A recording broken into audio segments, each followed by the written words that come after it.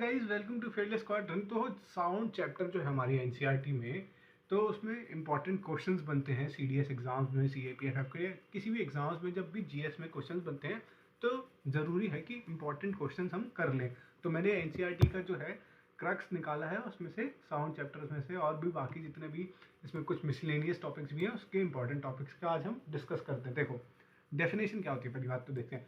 Sound waves जो होती है ना, पहली बात तो लॉन्गिट्यूडनल वेव्स होती हैं। कभी पूछ लेगा, स्टेटमेंट आ जाएगा, sound waves are longitudinal waves, sound waves are transverse waves, sound waves are both. तो याद रखना, साउंड वेव्स लॉन्गिट्यूडनल वेव होती हैं और इनको इलास्टिक वेव्स भी कहा जाता है। ठीक है, अब चलते हैं फ्रीक्वेंसी पे। फ्रीक्वेंसी क्या होती है? नंबर ऑफ ऑसिलेशन पर सेकेंड।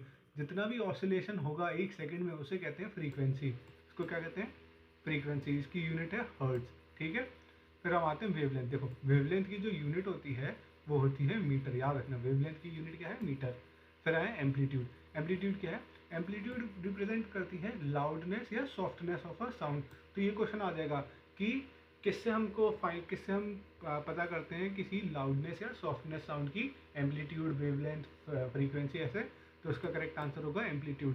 तो अभी आपको ऐसा लग रहा होगा कि क्या है वन लाइनर्स। ये वन लाइनर्स मैंने जो निकाले हैं वो पीवाईक्यूज में आ चुके हैं या फिर आ सकते हैं, या ये एनसीईआरटी में दिए गए हैं। वहाँ से मैंने जब खुद तैयारी करी थी तो ये मेरे नोट्स से ही पॉइंट्स हैं सारे। फिर देखो, अब हियरिंग रेंज भी पूछ लेता है। हियरिंग रेंज में बात करते हैं। देखो, ऑडिबल रेंज होती है 20 हर्ट्ज से 20,000 हर्ट्ज। ये है ऑडिबल रेंज जो हम नॉर्मली सुनते हैं। चिल्ड्रन की क्या होती है? जो अंडर 5 होते हैं चिल्ड्रन, वो अब उनकी जो फ्रीक्वेंसी होती है ना सुनने की, वो 25,000 हर्ट्ज, 25 किलो हर्ट्ज से भी मतलब तब तक वहाँ तक सुन सकते हैं ये लोग, छोटे बच्चे। फिर आ गया इंफ्रासाउंड। इंफ्रासाउंड की जो फ्रीक्वेंसी होती है वो होती है बिलो 20 हर्ट्ज। याद रखना, ये इंपॉर्टेंट है। इसमें फ्रीक्वेंसी क्या है? 20 हर्ट्ज से नीचे। तो इसमें इंक्लूड क्या होता है? हार्ट, है ना, हार्ट की जो वो होती है साउंड, ब्लड फ्लो की साउंड, है ना, सीस्मिक वेव्स की साउंड। ये जो जितनी भी ये जो आवाज़ें हैं, ये कौन सुन सकता है? एनिमल्स, जैसे कि वेल्स एंड राइनोज। आपने बहुत बार देखा होगा, जब भी वो आता है, भूकंप आ रहा होता है, तो सबसे पहले जो एनिमल्स हैं उनका आवाज़ सुनाई देती है, जैसे वेल्स हैं, ये सब है। तो ये सबसे पहले उसको वो कर सकते हैं, सेंस कर सकते हैं। ठीक है, फिर है अल्ट्रासाउंड। अल्ट्रासाउंड किसको कहते हैं? कौन सी होती है? जिसकी फ्रीक्वेंसी 20 किलो हर्ट्ज से ज़्यादा होती है उसे कहते हैं हम अल्ट्रासाउंड। इसका एग्जांपल क्या है? बैट्स जो साउंड निकालते हैं, डॉल्फिन जो साउंड निकालती हैं, वो कौन सी साउंड होती है? अल्ट्रासाउंड। ठीक है, अभी कुछ अलग कॉन्सेप्ट देखो। सुपरसोनिक। सुपरसोनिक क्या किसको बोलते हैं? याद रखना, सुपरसोनिक बोलते हैं जिसकी स्पीड ऑफ साउंड से जो स्पीड थोड़ी ज़्यादा हो उसे कहते हैं सुपरसोनिक। मतलब जो स्पीड साउंड की स्पीड से ज़्यादा हो उसे कहेंगे सुपरसोनिक। ठीक है, अब दूसरा है वाटर वेव। वाटर वेव का क्या होगा? ये क्वेश्चन पूछा गया है। वाटर वेव कैसी होती है? तो वाटर वेव याद रखना, वाटर वेव दोनों ट्रांसवर्स और लॉन्गिट्यूडनल दोनों तरह की होती हैं। ट्रांसवर्स भी होती हैं और लॉन्गिट्यूडनल भी होती हैं। अब देखो, ये हमने साउंड चैप्टर पढ़ा, अब हम केमिस्ट्री में देखते हैं कि इंपॉर्टेंट क्या था। देखो, ये इंपॉर्टेंट मैंने जो अपने एक्सपीरियंस से निकाला है वो देखो, मेटल की प्रॉपर्टीज़ पूछता है। जैसे गैलियम और सीजियम जो होता है ना, उनका बहुत ही ज़्यादा लो मेल्टिंग पॉइंट होता है। याद रखना, गैलियम एंड सीजियम दोनों का मेल्टिंग पॉइंट बहुत ही कम होता है। देखो, एक क्वेश्चन पूछ लेगा, name the non metal which is lustrous. तो याद रखना, non metal which is lustrous is iodine. ये क्वेश्चन आ चुका है। ठीक है, ऐसा नॉन मेटल जो लस्टरस है वो है आयोडीन। अब देखो, सिल्वर। सिल्वर जो है, जो एजी से होता है, सिल्वर आर्टिकल जो होते हैं ना वो काले पड़ जाते हैं। क्यों? ये भी क्वेश्चन आ चुका है। क्यों काले पड़ते हैं? क्योंकि वो एयर के साथ रिएक्ट करते हैं और क्या बनाते हैं? Silver sulphide. तो ये क्वेश्चन भी आ चुका है।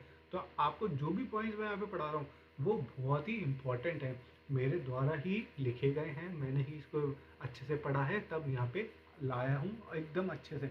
और आपको बता दूँ, मैंने भी एग्ज़ाम दिया है सीडीएस का, और भी एग्ज़ाम दिया, मैंने क्लियर करे हैं एग्ज़ाम।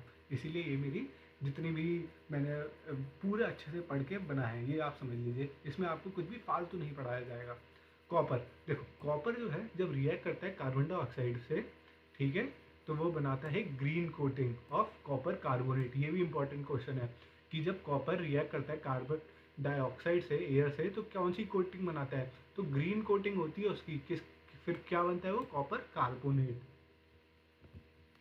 देखो, रिएक्टिविटी सीरीज ये भी पूछ लेता है, तो ये पूरी रिएक्टिविटी सीरीज है। ठीक है, कैसे, मोस्ट रिएक्टिव से लीस्ट रिएक्टिव तक।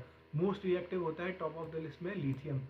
देखो हमने ऐसे याद किया था ली ना का मगलजन, ऐसे ली ना का मगलजन करके, ठीक है। तो देखो पहला आ गया सोडियम, फिर आ गया पोटेशियम, फिर आ गया magnesium, aluminium, zinc, iron, lead is PB, hydrogen. ये हाइड्रोजन जो है ना, ये रेफरेंस पॉइंट है, ये मतलब रेफरेंस पॉइंट है। इसके ऊपर जो है हाईली रिएक्टिव है, इसके जो नीचे है वो लीस्ट रिएक्टिव है, ठीक है। फिर कॉपर, मरकरी, सिल्वर और गोल्ड जो है एकदम लीस्ट रिएक्टिव है।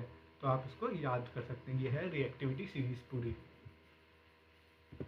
देखो ये है आज, मतलब ये जो वीडियो थी पूरी उसका आज एक मतलब एक एक्स्ट्रा टिप मान लीजिए आप।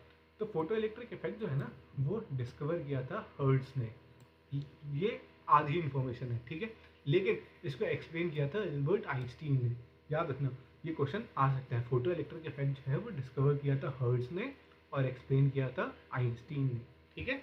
तो आज के लिए ये वीडियो यहीं पे हम एंड करते हैं। तब तक अब आगे जब नई वीडियो आएगी तब तक के लिए बाय एंड जय हिंद।